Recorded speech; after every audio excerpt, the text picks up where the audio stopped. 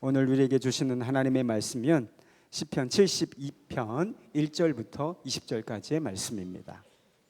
하나님, 왕에게 주님의 판단력을 주시고 왕의 아들에게 주님의 의를 내려 주셔서 왕이 주님의 백성을 정의로 판결할 수 있게 하시고 주님의 불쌍한 백성을 공의로 판결할 수 있게 해주십시오. 왕이 의를 이루면 산들이 백성에게 평화를 안겨주며 언덕들이 백성에게 정의를 가져다 줄 것입니다. 왕이 불쌍한 백성을 공정하게 판결하도록 해주시며 가난한 백성을 구하게 해주시며 억압하는 자들을 꺾게 해주십시오.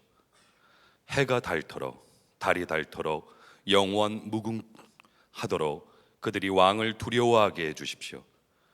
왕이 백성에게 풀밭에 내리는 비처럼 땅에 떨어지는 단비처럼 되게 해주십시오.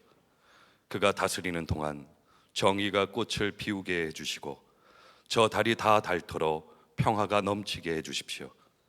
왕이 이 바다에서 저 바다에 이르기까지, 이 강에서 저 땅 맨 끝에 이르기까지 모두 다스리게 해주십시오. 광야의 원주민도 그 앞에 무릎을 꿇게 해주시고 그의 원수들도 땅바닥의 먼지를 핥게 해주십시오.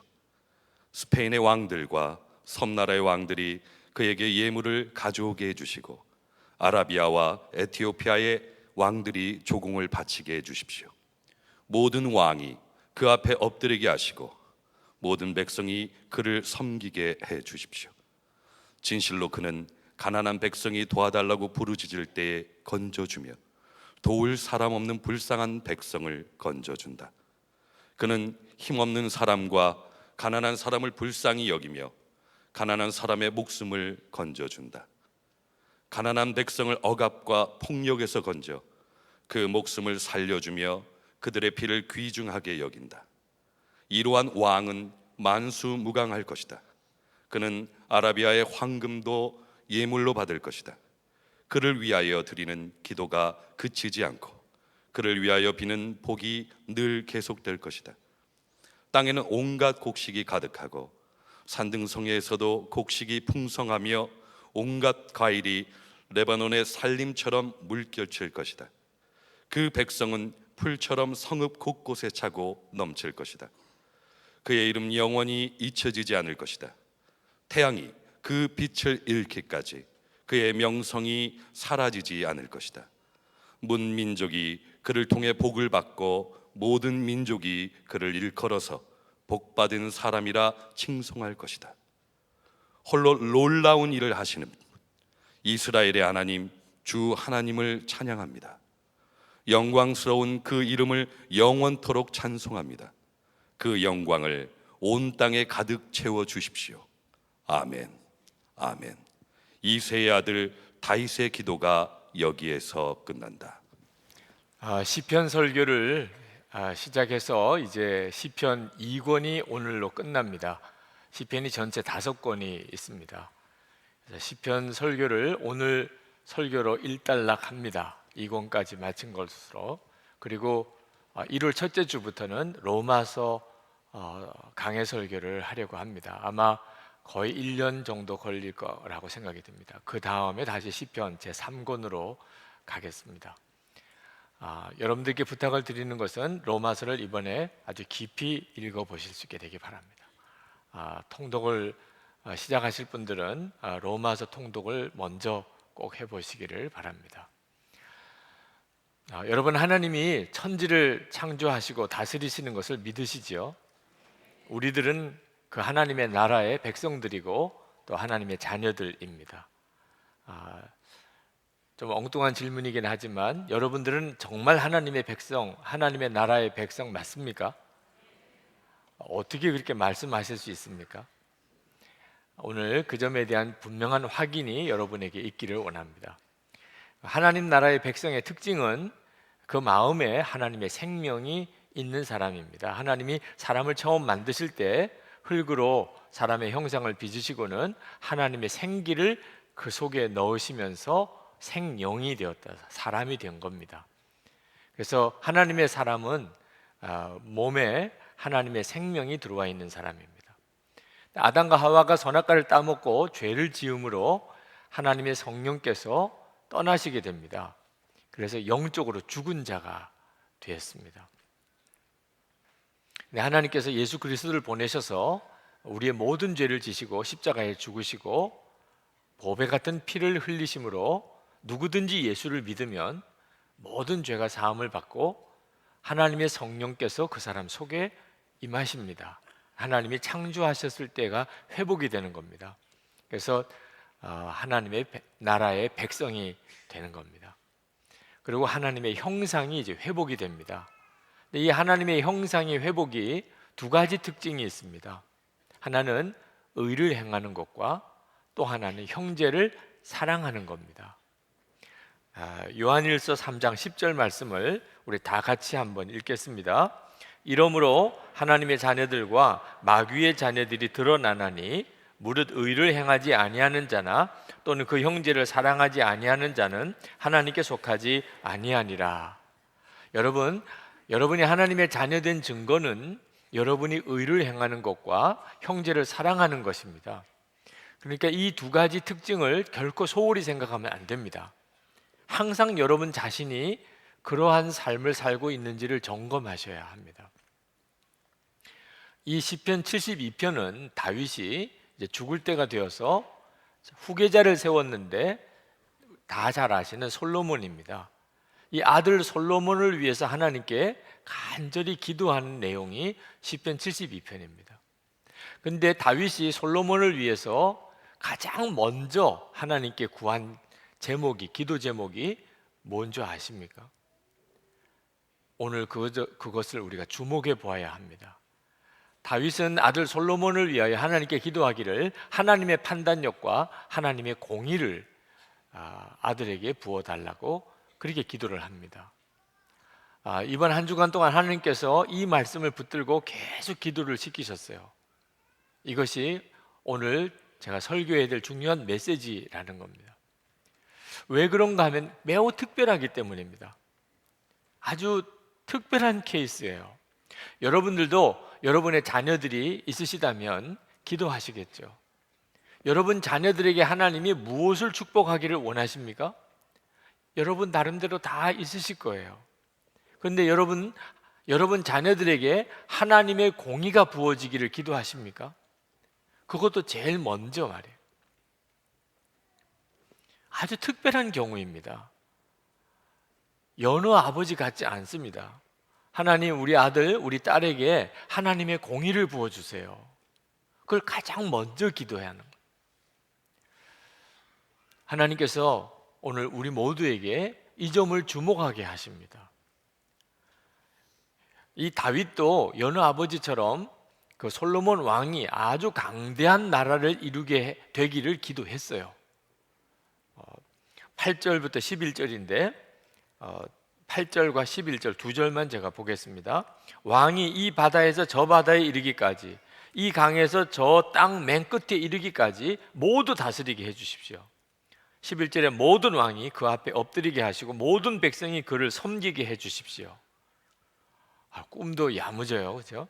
그러니까 아버지는 보통 이렇게 기도합니다. 아들이 잘 되게 해달라, 우리 아들이 엄청난 축복을 받게 해달라, 그렇게 기도하지요. 그런데 다윗의 기도는 좀 달라요. 이 기도를 하기 전에 먼저 이렇게 되게 해주시고 그 다음에 우리 아들 솔로몬이 창대한 나라를 이루게 해달라고 먼저 기도한 게 있습니다. 그 기도가 뭐냐면 솔로몬이 다스리는 동안에 이 땅에 정의가 꽃 피우게 해주십시오. 이 기도를 먼저 드리고 난 다음에 이 기도가 나옵니다. 그 앞에 7절에 보면 그가 다스리는 동안 정의가 꽃을 피우게 해주시고 저 달이 다 닳도록 평화가 넘치게 해주십시오. 여러분, 지금 다윗이 죽음을 얼마 앞두고 있습니다. 그 말은 아주 진실한 기도를 우리가 보는 거예요. 사람이 죽을 때가 되면 가식이 없어집니다. 그때는 이제 진짜가 나옵니다. 죽을 때 하는 말이 중요하잖아요. 유언이고 죽는 순간에 했다면 정직한 이야기죠. 그것도 제일 먼저 나오는 기도입니다. 정의가 꽃을 피우게 해달라. 이건 다윗의 진심이었어요. 정말 그걸 원했어요. 다윗이 이렇게 기도를 한 이유는 재판 때문이었던 것 같습니다. 하나님이 다윗을 정말 사랑할 수밖에 없었던 이유예요. 다윗은 특별했습니다. 다윗의 마음이 하나님이 복을 주실 수밖에 없는 마음이었어요. 보통 왕은 최고 재판관입니다. 짐이 곧 법이다 이렇게 말했던 프랑스 황제도 있었죠. 그게 왕이에요. 그게 권력입니다. 왕은 사람을 죽일 수도 있고 살릴 수도 있어요. 그 맛에 왕하는 거 아닙니까? 그런데 다윗은 달랐어요. 다윗은 왕 되고서 정말 힘들었던 게 재판하는 것이었습니다. 다윗은 왕이 하는 일은 하나님을 대신해서 백성들을 다스리는 것이라고 생각했습니다. 그런데 실제로 왕 되어서 재판을 해보니까 너무 어려운 거예요. 도대체 어떤 게 옳은지 그른지 다윗 스스로가 판단하기가 어려운 일들이 한두 가지가 아니었어요. 여러분, 우리나라도 판사들이 있으십니다만 판사가 재판하는 일이 쉽겠습니까?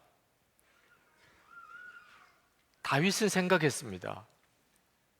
억울한 사람 나오지 않을까? 내가 진짜 재판을 잘한 걸까?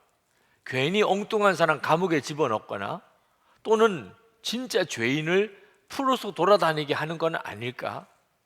특히 다윗이 신경을 쓴 것은 가난한 사람들입니다. 가난한 사람들은 어느 시대나 공정한 재판을 받기가 어렵습니다.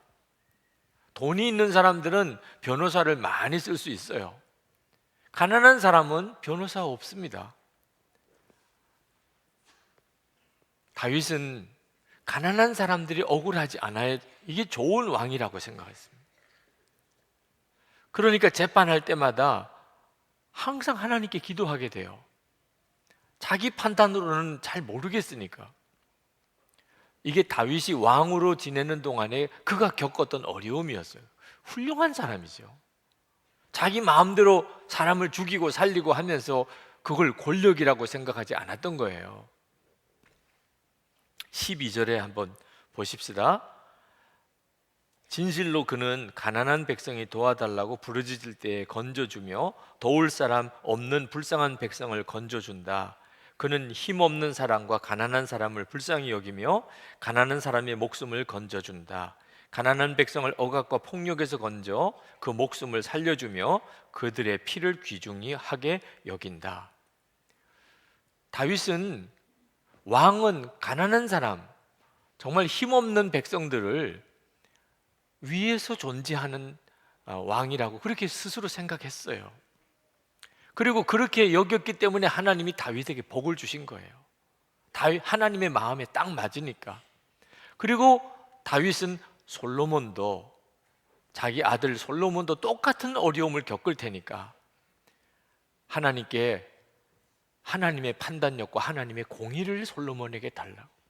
그래서 재판할 때 지혜롭게 정확하게 옳고 그른 것을 잘 판단해서 재판하게 해달라고, 억울한 일 없게 해달라고, 가난한 사람이 괜히 억울한 일 당하지 않게 해달라고 간절히 기도했던 거. 그리고 그것을 솔로몬이 알게 되기를 원했어요. 왜? 그래야 하나님이 마음껏 복을 주실 수 있으니까. 15절부터 보면은 이러한 왕이라는 것은 가난한 사람을 억울하게 하지 않는 왕, 정의가 꽃 피우는 통치를 하는 왕입니다. 만수무강할 것이다. 그는 아라비아의 황금도 예물로 받을 것이다. 그를 위하여 드리는 기도가 그치지 않고 그를 위하여 비는 복이 늘 계속될 것이다. 땅에는 온갖 곡식이 가득하고 산등성 위에도 곡식이 풍성하며 온갖 과일이 레바논의 산림처럼 물결칠 것이다. 그 백성은 풀처럼 성읍 곳곳에 차고 넘칠 것이다. 그의 이름 영원히 잊혀지지 아니할 것이다. 태양이 그 빛을 잃기까지 그의 명성이 사라지지 않을 것이다. 문민족이 그를 통해 복을 받고 모든 민족이 그를 일컬어 복받은 사람이라 칭송할 것이다. 여러분, 우리는 왕이 아니고 우리는 판사도 아닙니다. 그래서 우리가 가난한 사람을 억울하게 하지 않는 무슨 그런 권한이 있는 것도 아니지만, 오늘 이 말씀에서 하나님이 복을 주시는 사람은 어떤 사람인지를 알 수가 있어요. 하나님이 복을 주시는 사람은 가난한 사람에 대한 마음을 늘 가지고 있는 사람입니다. 가난한 사람이 억울한 일 당하지 않도록 어떻게 하면 힘없는 사람들, 가난한 사람이 공평한 대우를 받을 수 있을까?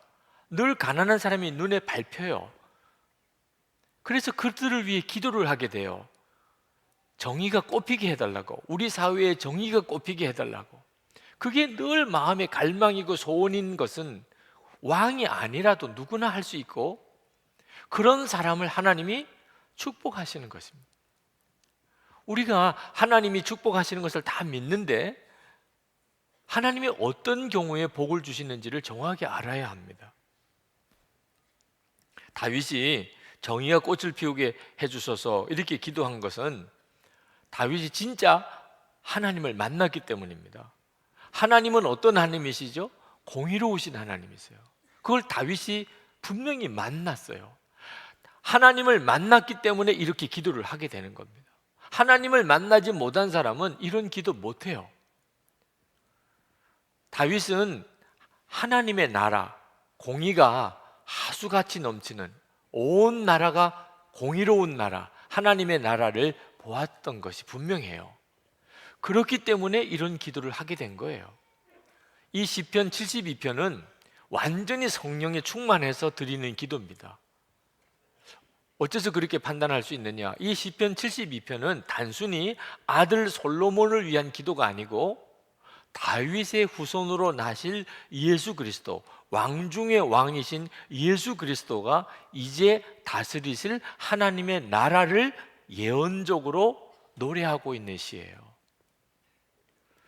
지금 다윗이 솔로몬을 위해 기도하기를 모든 왕이 다 경배하게 해주시고 모든 백성들이 다 섬기게 해달라고, 그 기도가 이루어졌나요? 그런 게 가능하긴 한가요? 다윗이 성령에 완전히 취해 있었던 겁니다. 그는 솔로몬을 위해서 기도하면서 예수 그리스도의 한 나라를 본 거예요. 세계 모든 왕들이, 세계 모든 민족과 사람들이 다 와서 경배하는 그 예수 그리스도의 나라를 본 거예요. 그 예언이에요. 그러니까 다윗은 하나님을 보고 하나님의 나라의 영광을 보면서 이 기도를 하고 있는 겁니다. 그래서 정의가 꽃을 피우게 해달라는 기도를 하는 거죠. 만약에 다윗이 하나님을 정말 보았고 하나님의 나라를 보지 않았다면 이렇게 기도 못합니다. 우리 본성에는요, 정의가 꽃을 피우게 해달라는 기도가 없어요. 왜? 이기적이니까. 여러분이 정의로운 거라고 생각하십니까? 우리는요, 끊임없이 특혜를 원해요. 특별 대우를 원합니다. 돈 왜 벌려고 그러세요? 여러분, 돈이 왜 필요하세요? 돈이 있으면 말입니다, 무슨 탈 거 하나도 자리가 달라요. 특급 열차가 KTX가 있으면 다 돈으로 구분되는 거죠. 비행기를 타도 3등석이 있고 2등석이 있고 1등석이 있어요. 돈이 있으면 특별 대우를 받아요. 우리가 정의롭지가 않습니다. 억울해도, 조금 힘들어도, 불편해도 법이니까 나는 감수하겠습니다, 이런 사람 쉽지 않습니다. 우리가 억울한 일을 당하면 정의를 부르짖어요. 정의를 부르짖어요. 법대로 하자고. 그런데 내 형편이 좋아지면, 그러면 내 이익에 따라서 얼마든지 정의를 버려요. 그게 우리들이에요. 우리는 공정하게 하기를 원하는 것 같으면서도 실제로 보면은 굉장히 자기중심적입니다. 그리고 법도 말입니다, 어기는 걸 더 좋아해요. 나에게는 법이 적용 안 되는 특별 경우를 더 바래요. 그러니까 정의가 꽃을 피우게 해달라. 이건 우리 스스로를 굉장히 옥죄는 거예요. 우리가 때때로 정의를 외칠 수가 있지만 그런 경우에 사람들은 대부분 다 스스로가 위선자라고 스스로 느껴요. 왜? 자기가 정의롭지 못하거든요. 우리는 쉽게 거짓말해요. 우리는 쉽게 어떤 이익에 마음이 흔들려요. 우리 자신이 그런 걸 스스로 알지요. 그러면서도 정의를 외쳐야 될 경우에 얼마나 스스로가 갈등이 심하겠습니까? 그러니까 하나님께 기도하기를 정의가 꽃을 피우게 해달라는 이런 기도를 우리 속에서 자연히 이렇게 나오는 게 아닙니다. 이건 본성과 거슬리는 거예요. 그런데 다윗은 정의가 꽃을 피우게 해달라고 기도를 하는 겁니다.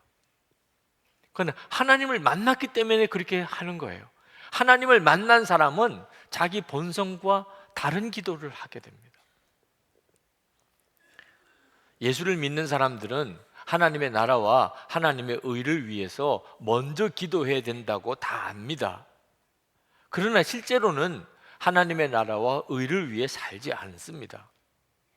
예수 믿어도 욕심으로 살고 자기 이해관계에 얼마나 빠른지 몰라요. 우리나라는 세계가 인정할 만큼 교회가 부흥된 나라입니다. 세계가 깜짝 놀라고 있어요. 그러나 이렇게 교회가 크게 부흥된 것에 대해서 비판적인 사람도 많습니다. 왜? 한국 사회가 교회가 부흥이 돼서 달라진 게 별로 없다고 생각하기 때문이에요. 그저 큰 교회가 몇 개가 더 생긴 것뿐이죠. 교회가 부흥이 돼서 우리나라가 더 정직해지고 우리나라가 더 깨끗해지고 우리나라가 더 진실해지고 더 사랑이 많아졌습니까?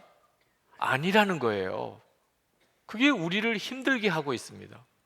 예수 믿는 사람은 다 믿는 사람이라고 합니다. 우리는 예수 그리스도로 인해서 우리가 구원받았음을 믿습니다. 그죠? 그런데 세상 사람들은 예수 믿는 사람을 믿지 못해요. 믿음을 주지를 못합니다. 예수 믿는 사람이 자기들보다 더 깨끗하고 더 정직하고 더 진실하다고 인정이 안 되는 거예요. 오히려 예수 믿는 사람은 거짓말장이고 위선자라고 생각할 정도예요. 왜 그렇지요? 정말 하나님을 만나지 못하고 그냥 교회만 다니는 정도의 믿음으로는 결코 하나님의 나라와 하나님의 의를 위해서 살지 못합니다. 들어본다고 해서 그렇게 사라지는 게 아닙니다. 월요일이 그리스도인이라고 하는 최영수 목사님이 쓰셨어요. 우리 교회 오셔서 밑사람 모임에 1년 동안 세미나를 쭉 진행하신 분이죠. 그 내용이 이 책 속에 다 녹아들어 있습니다. 여러분들에게 일터 사역을 하시는 분들, 또 직장생활 하시는 분들, 사업하시는 분들 한번 꼭 읽어보세요. 그 책 속에서 최용수 목사님이 이 큰 길가에 어느 회사에서 옥외 간판을 걸었는데 주일은 주님과 함께 이런 광고를 붙인 어느 회사 이야기를 하셨어요. 이렇게 하는 것은 대단한 용기가 필요합니다. 기독교인이라고, 우리 회사는 기독교 기업이라고 이렇게 우리의 신앙을 노골적으로 이렇게 드러내는 것은 영업하고 장사하는데 도움이 되기보다는 오히려 손해될 때가 많습니다. 그런데도 그렇게 공개적으로 우리는 주일에 영업 안 합니다. 우리는 주일이면 하나님께 예배 드리기 때문에 영업 안 합니다. 라고 말하는 것은 대단한 용기가 필요한 거예요. 교회는 그동안에 이렇게 하는 것을 장려하고 아주 믿음이 좋은 것이라고 그렇게 칭찬했습니다. 그런데 최용수 목사님은 일터 사역을 하면서 그게 진짜 믿음이 좋은 증거일까라는 회의를 품었다는 거예요. 정말 믿음이 좋은 건 뭘 말하는 걸까? 정말 믿음이 좋은 것은 주일이면 반드시 교회 가서 예배 드리는 것을 말하는 걸까? 월요일부터 토요일까지 예수 안 믿는 사람하고 같이 어울려 지내는 일터 현장에서 그가 어떻게 말하고 어떻게 행동하고 어떻게 결정하는 것으로 그가 믿음이 좋은 건지를 드러내야 하는 거 아닌가? 그래서 그분이 그 책 속에서 구구절절히 그렇게 쓰고 있어요. 한국 교회는 그동안에 주일 성수를 굉장히 강조했습니다. 저는 하지 말라는 뜻은 아니에요. 그걸 믿음이라고. 그래서 이렇게 많이 주일마다 모여서 예배를 드립니다. 그러나 월요일부터는 어떻게 살아야 되는 건지 그동안 잘 가르치지 않았던 거예요. 그래서 세상은 여전히, 교인은 많이 늘어나도 세상은 여전히 변화가 없는 거예요. 여러분, 다윗이, 솔로몬이 왕이 되었을 때 하나님께 기도하기를, 이 솔로몬이 하나님 앞에 제발 빠지지 않고 제사를 꼬박꼬박 잘 드릴 수 있게 해달라고 이렇게 먼저 기도하지 않고, 솔로몬이 통치하는 기간 동안에 정의가 꽃을 피우게 해달라 이렇게 기도했다는 것은 다윗이 뭘 본 거예요. 그냥은 이런 기도가 안 나옵니다. 사람은 욕심이 많습니다. 정의가 꽃을 피우려면 왕권은 심각한 제한을 받게 돼 있어요. 마음대로 못하니까. 2001년 코스타에 갔을 때예요. 손봉호 교수님이 아주 마음에 이렇게 정말 아픈 강연을 하셨어요. 한국 사회가 정직하지 못한데 상당 부분 기독교인들 책임이라는. 그러면서 한 해 전 통계를 이야기했습니다. 2000년 통계를. 재판을 하는데, 근데 위증죄로 고소가 되어서 재판을 한 케이스가, 기소가 된 케이스가 2000년 우리나라에 1198명이었는데 같은 기간에 일본에서는 5명이었다는 거예요. 위증죄로 기소가 된 경우 240배 차이예요. 근데 인구를 같이 고려해서 보면은 670배 차이입니다. 우리나라 사람들은 위증을 너무 쉽게 한다는 거예요. 근데 그때 당시에 일본 기독교인은 1%도 안 되고 0.7%, 우리나라는 20%를 이야기하던데, 기독교인이 5명 중에 1명입니다. 그런데도 위증, 거짓말로 해서 기소가 된 경우가 일본보다 670배나 많다면 기독교인들이 역할을 제대로 한 거냐? 무슨 소용이 있느냐? 예수를 믿은 사람이 이렇게 많은 것이. 뭐 그런 강연을 했던 기억이 납니다. 지금 15년이 지났어요. 우리 사회는 얼만큼 많이 달라졌을까요? 그건 여러분들이 정의가 꽃을 피우게 해달라는 기도를 하고 있는지를 보면 압니다. 여러분들 그렇게 기도하고 계세요? 여러분은 왕도 아니고 판사도 아닙니다. 여러분은 무슨 유력한 정치인도 아니고. 그렇지만 기도는 해야죠. 정의가 꽃을 피우게 해주십시오. 우리가 계속해서 그렇게 기도를 하고 있다면, 저희는 새벽기도 때 하나님의 나라를 위한 기도를 먼저 하시자고 그렇게 기도하라고 하셨으니까, 그래서 새벽기도를 바꿨어요. 먼저 하나님의 나라와 의를 위한 기도부터, 그리고 민족을 위한 기도, 한국 교회를 위한 기도부터 먼저 드리고, 그리고 말씀을 붙들고 말씀 기도하고 개인 기도를 하는, 지금 새벽 기도를 그렇게 하고 있습니다. 하나님의 나라를 위해 기도하고 계세요? 정의가 꽃을 피우게 해달라고 그렇게 기도하고 계십니까? 우리가 그렇게 기도만 하고 있어도 우리는 세상을 바꿀 거예요. 왜? 하나님의 역사하시니. 기도를 안 하고 있다면 하나님이 어떻게 역사하세요? 구하지도 않는데 어떻게 역사하시나요? 그런데 이 정의가 꽃을 피우게 해달라는 기도는 사람의 본성으로는 못합니다. 세상이 얼마나 불의해요. 다 경험하시잖아요. 정의가 꽃을 피우게 해달라는 기도를 자꾸 하는 사람은 세상 사람들이 싫어합니다. 순교 각오도 해야 돼요. 우리 자신도 손해볼 것이 많다고 생각되니까 굳이 그 기도부터 안 하려고 하죠. 근데 하나님을 만나고 나면 이게 확 뒤집어져 버립니다. 하나님을 만나면 사람이 달라져 버려요. 시편 72편 마지막 부분에 다윗이 18절 19절에 하나님을 찬양하는 부분이 이제 나옵니다. 홀로 놀라운 일을 하시는 분, 이스라엘의 하나님, 주 하나님을 찬양합니다. 영광스러운 그 이름을 영원토록 찬송합니다. 그 영광을 온 땅에 가득 채워 주십시오. 아멘, 아멘. 지금 다윗은 완전히 사로잡혀 있는 순간이에요. 무엇에요? 하나님에게, 하나님의 영에. 그는 하나님을 바라보고 있어요. 그 영광을 보고 있어요. 그러니까 정의가 꽃을 피우게 해달라는 기도가 나오는 겁니다. 제가 나이아가라 폭포를 처음 가보았을 때 그보다 더 큰 폭포가 브라질에 있어서 본 적이 있습니다만 그때는 그렇게 큰 폭포를 본 적이 없습니다. 그냥 막 소문으로만 들었죠. 배를 타고 그 폭포 앞에까지 이렇게 갔다가 돌아오는데 제 속이 완전히 뒤집어져 버리더라고요.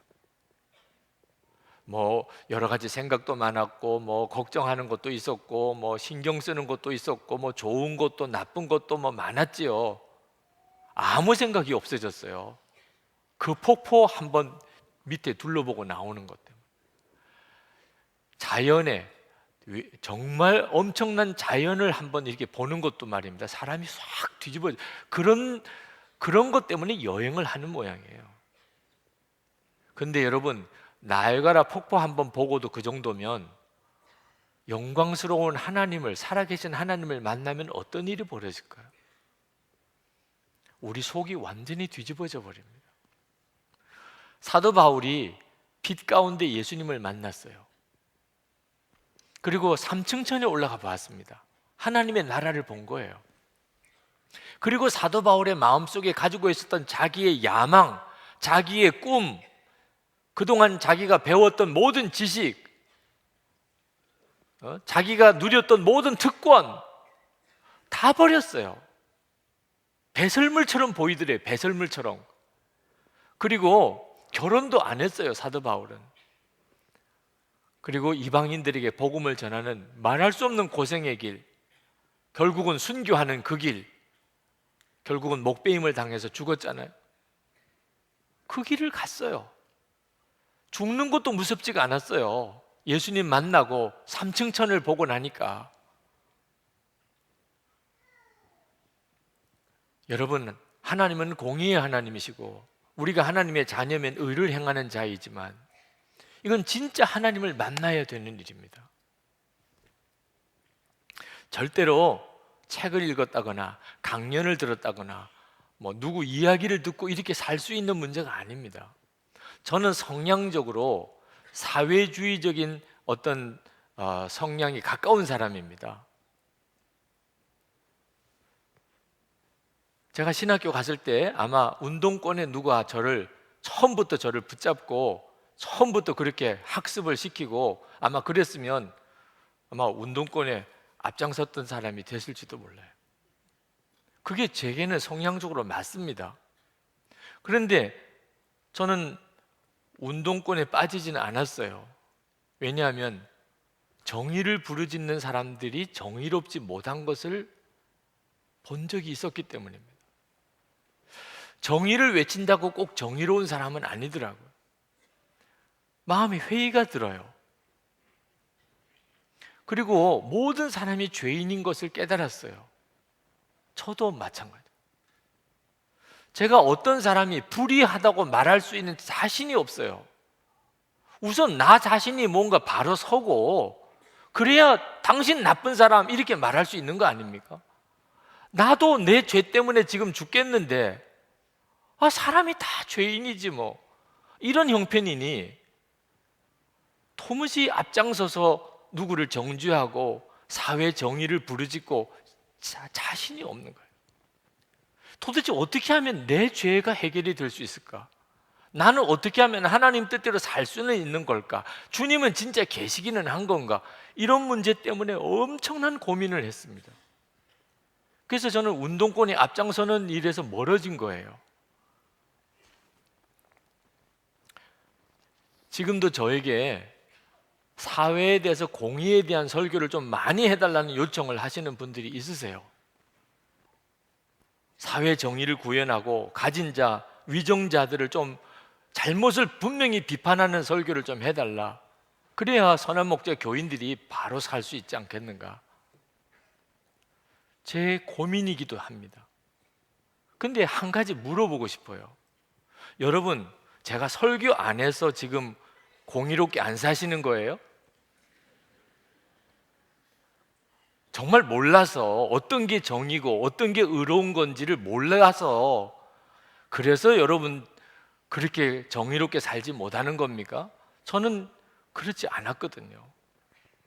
아는데도 안 되는 걸 어떻게 하냐 말이에요. 아는데도. 하나님의 공의는요, 부르짖는다고 이루어지는 게 아니더라고요. 오히려 더 역작용만 생겨요. 정의를 부르짖을수록 저 자신의 죄성이 더 드러나요. 스스로가 위선자라고 하는 좌절감이 더 빠져요. 정의를 부르짖는 자들이 나중에 불의한 자가 되는 경우를 한두 번 보는 게 또 아니에요. 세상이 이렇게 불의한데 언제까지 예수님만 바라보고 있을 거예요? 이런 분들도 계세요. 제가 그분에게 묻고 싶어요. 우리가 무슨 힘이 있어서 불의한 세상을 뒤집을 수 있겠니? 무슨 힘이 있다고, 우리가 무슨 힘이 있다고 불의한 세상을 뒤집을 수 있겠냐 말이에요.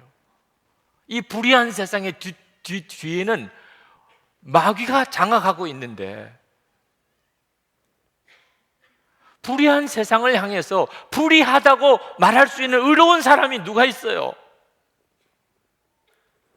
있으면 한번 나와봐요. 하나님의 공의는요, 우리 힘으로 노력하고 애쓴다고 되는 게 아닙니다. 이건 전적으로 하나님이 하실 일이에요. 하나님만이 이루실 수 있어요. 먼저는 우리 심령을 뒤집어 놓는 거예요. 우리의 심령이 철저히 이기적이고 자기중심이고 죄를 은근히 사랑하고 욕심투성이고 이중적이고 위선자였던 내 중심이 하나님의 성령의 역사를 뒤집어지는 역사가 일어난 사람, 그런 사람들이 한 사람이 생기고 두 사람이 생기고 10사람이 생기고 100사람이 생기면서 결국은 사회도 뒤집어지는, 사람이 뒤집어졌냐? 그렇게 뒤집어진 사람이 생겼냐? 제가 24시간 주님을 바라보기 위해서 영성 일기를 쓰자고 그렇게 호소하는 이유는 성령께서 뒤집을 수 있는 준비를 하자는 거예요. 성령께서 뒤집기를 원하셔도 전혀 주님 바라보지 않고 사니, 성령님이 역사하시고 말씀을 주셔도 깨닫지도 못해요. 말씀을 주시면 반응할 수 있어야 되잖아요. 말씀을 알아도 반응도 안 해요. 그러면 이건 소망이 없는 거거든요. 24시간 주님을 바라보고 영성일기 쓰면 그 다음 뭐 하냐고 묻더라고. 순종일기죠. 정말 주님을 바라봄이 되었다면, 내 안에 하나님의 생명이 계신 것을 알게 됐다면 그때부터는 이제 순종이 시작이 되는 겁니다. 도무지 순종할 수 없는 일이었어요. 나는 그런 사람 아니었어요. 나는 그렇게 가난한 사람, 힘없는 사람, 구질구질한 그런 사람과 얽매기 싫어요. 그런데 주께서 강권하시는 거예요. 그리고 점점점 하나님 나라를 보여주세요. 주님이 이끄시는 대로 안 갈 수 없어요. 성탄 점등식 했습니다. 이쁜 추리가 쭉 길가에 얼마나 아름답게 만들어졌는지 모릅니다. 그런데 그 불빛 하나하나를 만들기 위해서 얼마나 많은 교우들이 뒤에서 고생하고 만드는지 모릅니다. 세상 사람들은 예수님의 그 빛 되심을 몰라요. 그래서 일단 전구빛으로 추리로라도 예수님이 빛이심을 상징적으로라도 드러내고 싶었어요. 근데 그 일은 엄청난 희생과 작업이 있었던 거예요. 그리고 우리는 아름다운 불빛을 보는 겁니다. 하나님의 공의는 아름다워요. 그러나 그것은 준비된 자에게서만 나오는 겁니다. 성령께서 역사하실 수 있는 준비가 된 사람. 여러분, 성령께서 역사하셨다는 증거는요, 반드시 하나님의 공의가 실현이 되는 겁니다. 절대로 죽은 자가 살아나고 병든 자가 고침을 받은 것만으로는 아직도 몰라요. 불법을 행한다면, 그런 역사가 일어나도 불법을 행한다면 이건 아직 성령의 역사가 아닙니다. 성령님은 거룩한 영이세요. 그리고 성령의 역사는 절대로 싸우는 게 아닙니다. 왜? 하나님의 사랑이 반드시 같이 나타납니다. 하나님의 공의는 하나님의 사랑과 같이 나타나요. 공의와 사랑은 반대 개념 같아도 성령의 역사로 하나가 됩니다. 하나님의 공의를 주장한다고 비판하고 정죄하고 분위기가 살벌해지고 싸우는 분위기로 가는 거 아닙니다. 우리 한국 교회는 보수주의와 진보주의가 대립하고 있어요. 우리 교회가 보수주의인지 진보주의인지는 그냥 여러분이 판단하세요. 근데 사랑과 공의는 서로가 필요를 하는 겁니다. 보수주의 교회는 진보주의 교회가 필요해요. 그래야 하나님의 역사가 나타납니다. 진보주의 교회는 보수주의 교회가 필요해요. 사랑과 공의는 절대로 떨어질 수 없는 거예요. 만약에 사랑은 있는데 공의가 없다면 아직 성령의 역사 아닙니다. 공의는 있는데 사랑이 없다면 아직도 성령의 역사가 아닙니다. 하루는 가늠하다가 현장에서 잡힌 여자가 예수님 앞에 끌려왔습니다.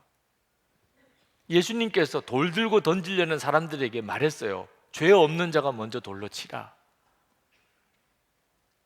다 양심의 가책을 받고 돌 내려놓고 가버렸습니다. 예수님께서 그 여자에게 말했어요. 나도 너를 정죄하지 아니하노니 다시는 죄를 범하지 마라. 분명한 공의가 드러나고 또 놀라운 사랑이 함께 나타났습니다. 이것이 하나님의 역사로 이루어지는 겁니다. 이것이 우리의 삶 속에 이루어지면 이건 너무나 놀라운 것이에요. 다윗이 기도하니까 하나님이 응답해 주셨습니다. 솔로몬에게 하나님의 판단력이 주어졌어요. 그 사례가 솔로몬의 유명한 재판이죠. 두 여인이 아이를 낳았습니다. 그런데 그만 자다가 한 여인이 자기 아들을 깔아뭉개 죽였어요. 아침에 눈을 떠보니까 자기 아들이 죽어 있어요. 옆에 있는 여인의 아들을 데리고 왔습니다. 그 싸움이 생겼어요. 서로 내 아들이다, 내 아들이다. 왕이 재판을 해야 되는데 그 당시로서는 어떻게 그걸 판결할 수 있겠어요? 솔로몬이 칼을 가져와라. 이 아이 반으로 잘라라. 두 여인에게 나눠주라. 그랬더니 한 여인이 막 기겁을 하면서 왕이여, 왕이여, 이 아이를 그냥 살아있는 채로 저 여인에게 주소서. 한 여인은 왕이여, 내 것도 되지 말게 하고 저 여자 것도 되지 말게 하시고 공평하게 나누어 주소서. 기겁을 하고 살려달라고 한 여인의 아들이다. 이 아이의 친엄마는 저 여자다. 뭐 그런 판결을 내린 거죠. 여기에 공의와 사랑이 같이 드러나요. 우리가 정말 하나님 앞에서 주님을 바라보고 주 예수님이 우리의 왕 되심이 분명해지기 시작하면 우리는 본래 우리 성향이 그런 성향이 아닌데 바뀌어가요. 예수님을 바라보면 의를 행하게 돼 있어요. 정의가 꽃피우기를 기도하게 돼 있어요. 정말 가난하고 힘없는 사람들이 자꾸 눈에 밟혀요. 여러분, 정의가 꽃을 피우게 해달라고 이런 기도가 아직 나오지 않는다면 예수 잘 믿는다고 말하면 아직 안 됩니다. 예수 잘 믿고 그렇게 되는 경우가 없어요. 정의가 꽃을 피우게 해달라. 그런 기도가 나오게 돼 있어요. 주님의 마음이니까. 여러분, 24시간 주님을 바라본다 그러면서 정의가 꽃을 피우게 해달라고 이런 기도가 안 나오면 예수님을 바라본다고 하면 안 됩니다. 우리 주님은 절대로 그러신 분이 아니십니다. 진짜 더 깊은 데로 들어가야 돼요. 주님을 정말 만나야 됩니다. 마태복음 5장 6절에 진짜 하나님 나라에 속한 사람이 어떤 사람인지를 말씀하고 있습니다. 의에 줄이고 목마른 자, 정의가 꽃을 피우게 해달라는 기도가 목이 마른 사람, 복이 있나니 그들이 배부를 것이며, 마태복음 5장 10절에 의를 위하여 박해를 받은 자, 복이 있나니 천국이 그들의 것이며, 마태복음 6장 33절에 그런즉 너희는 먼저 그의 나라와 그의 의를 구하라. 그리하면 이 모든 것을 너에게 더하시리라. 여러분, 오늘 성찬을 받습니다. 성찬은 우리 안에 하나님의 생명이 임하신 것을 다시 한번 뜨겁게 다시 회복하는 시간, 주님의 살과 피를 먹고 마시는 거죠. 근데 여러분, 진짜 내 안에 예수님의 생명이 이렇게 임하신 것이 사실이라면 우리 안에 하나님의 의를 위한 간절한 갈망과 형제를 사랑하고자 하는 갈망이 뜨겁게 같이 일어납니다. 그걸 보고 아는 거예요. 주님이시구나. 그리고 그 주님을 따라 사는 겁니다. 오늘 성찬을 받을 때 여러분 안에 이 은혜의 역사가 일어나기를 축복합니다. 그리고 기도하십시오. 주님, 제게 역사해 주세요. 제게 진짜 하나님의 나라의 의를 보게 하시고 형제를 사랑하는 눈이 뜨이게 해 주옵소서. 우리 다 같이 통성으로 기도하시고 성찬을 받겠습니다.